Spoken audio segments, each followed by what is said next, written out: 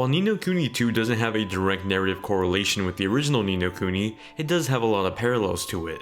You once again are put in the shoes of a young child who goes off on a grand adventure. However, there's plenty of changes and upgrades made to the gameplay that truly make Ni no Kuni 2 feel fresh and unique. Some of those changes are made for the better while some others are questionable, but let's see how this entire package stands up as a whole. Ni no Kuni 2 is available right now for the PS4 and PC for $60.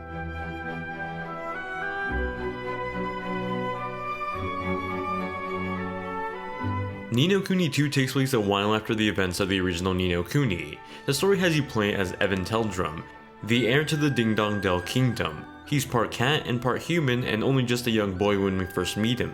On the day of his coronation as king, the kingdom is thrown out of whack when it's overthrown by one of the previous loyal subjects. At this very moment, a mysterious man named Roland from another world is teleported into Evan's home, where the two of them are now stuck facing the aftermath of the betrayal. With not much left to do, the pair escape from the kingdom in hopes of surviving. Where the original Ni no Kuni focused on the grief of its main character, Oliver, who is set on helping others in pain as well, Ni no Kuni 2 is different. Evan has experienced his own share of pain, but rather than focusing on it, he uses it as motivation to go and create a new kingdom and get his original one back. Evan is dead set on creating a new kingdom, one that's welcoming to everyone, where everyone can have their own happy ending. It can be a bit of a corny story, especially when the game is told from the perspective of a young, overly optimistic boy, but it didn't really ruin the heartfelt moments that would happen throughout the game. The cast of characters are admirable and genuinely made me care about them, though it also backfired partially as some of the game's side characters were pushed aside in terms of story and focus. It's a bit of a shame, as I would have loved to see more focus or side quests centering on more of these characters, even if it only was for a moment. Despite the shortcomings of the characters, Ni no Kuni 2 is a fun and whimsical 37-hour adventure that'll push scenes of joy, grief, and head-scratching. If you're a fan of traditional fantasy JRPG stories, then you'll definitely enjoy this one.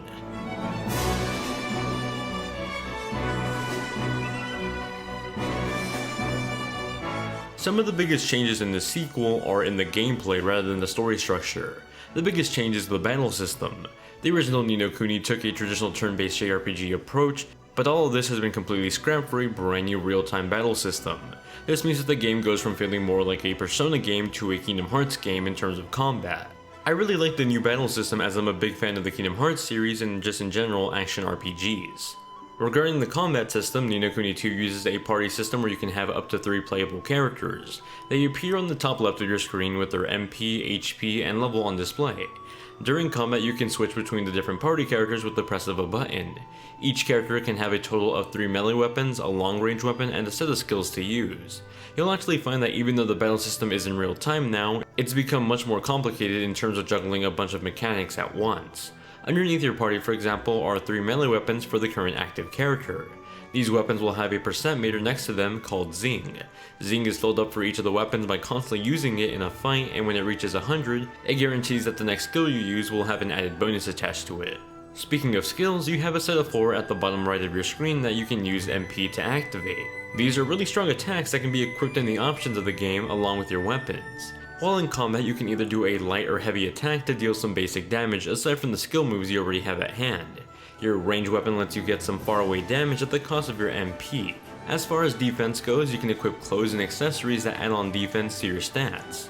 But as for the in-combat defense, you mainly just have to use a well-timed dodge roll to escape an attack. On top of all these combat elements are your Pokemon-like friend creatures called Higgledies.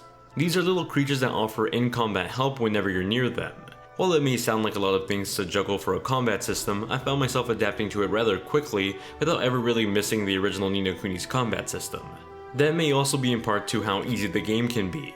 While you sometimes run into enemies that can be 10 to 15 levels higher than you, some well-timed dodges and executions of attacks and skills can give you that underdog win. That's also in part to the tactic tweaker that lets you change up how your party goes after certain elemental enemies and what sorts of rewards you earn in the process. Ultimately, it made the game feel like I was just barely leveled up enough to take on the next foe, rather than constantly needing to grind to progress the game, and I actually enjoyed the change of pace. The moments where I did punch well above my weight and came out winning just ever so slightly were some of the best fights in Ni no Kuni 2. Outside of the new combat is the overworld, where you explore different kingdoms and areas in between. The overworld comes in two forms, the traditional form that pretty much matches the same visuals as the combat sections, and the other form is really just a pulled back camera view that matches the more traditional JRPG overworld systems. Admittedly, I'm not a big fan of this form. I don't really like the visuals and the characters move incredibly slow. It goes back to the whole traditional JRPG roots that would throw you into a battle anytime you touched an enemy. I prefer the smoother transitions into battles that doesn't really take you out of the traditional camera view.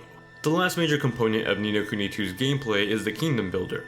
Despite it being a big chunk of the game's gameplay foundation, it's actually something that's almost optional.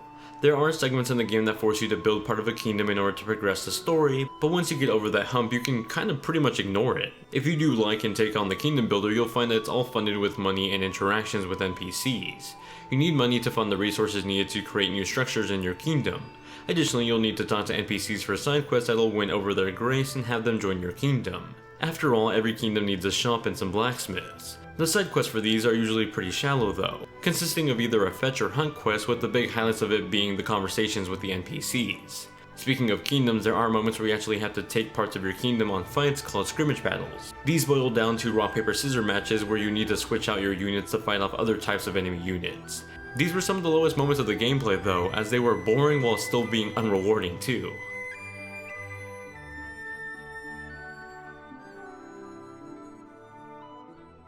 Ni no Kuni 2 is absolutely stunning. The original Ni no Kuni was actually worked on by Studio Ghibli and it completely shined because of it. The sequel sadly doesn't have Ghibli working on it, but despite that, the game still looks rather similar to the original game and it looks passable as a sequel. There's a beautiful assortment of cel-shaded visuals that mixes up with slightly more realistic looking environment textures.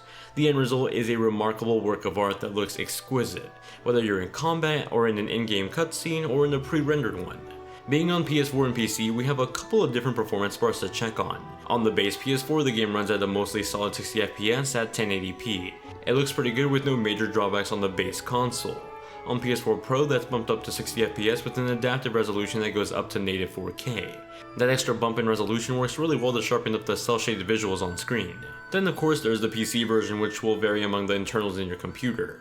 Ultimately though, Ni no Kuni 2 has some of the best looking visuals I've seen in the game this year, and the performance is thankfully up to snuff even on the lower end console spectrum.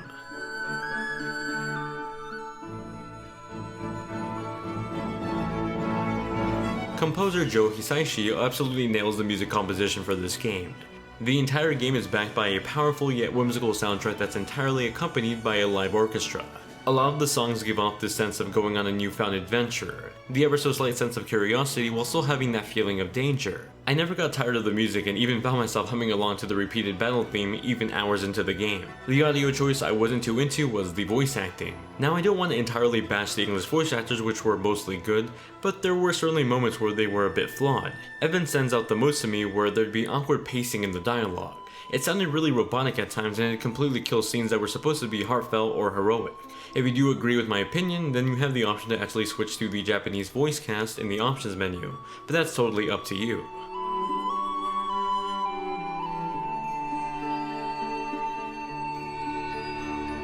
Ni no Kuni 2 is a fantastic sequel to the original game. Evan, despite being different in personality and motivations from Oliver in the original game, is just as likable with a great protagonist to this fantasy adventure. The combat changes are welcome. It's certainly a big jump moving from a turn-based system to an action combat system, but it also made the pacing of the game feel much more fluid. There are some drawbacks here though, like the mediocre kingdom builder system and the somewhat awkward overworld navigation moments with the pulled back camera. The English voice acting is mostly good, though there are some noticeable moments of awkwardness. Despite it all, Ni no Kuni 2 is a worthy sequel to the original game, offering a great new JRPG with a memorable story that's equally matched with fun new combat. That does it for my review of Ni no Kuni 2 for the PS4 and PC. If you have any questions about the game or future review requests, please leave them in the comments down below, and if you enjoyed the video, then drop it a like and subscribe for more reviews just like this. If you enjoy my videos and want to reach out to talk about video games or anything else of interest, then feel free to hit up the Twitter, Instagram, or Discord links in the description. Thank you all very much for watching, and I'll see you in the next one.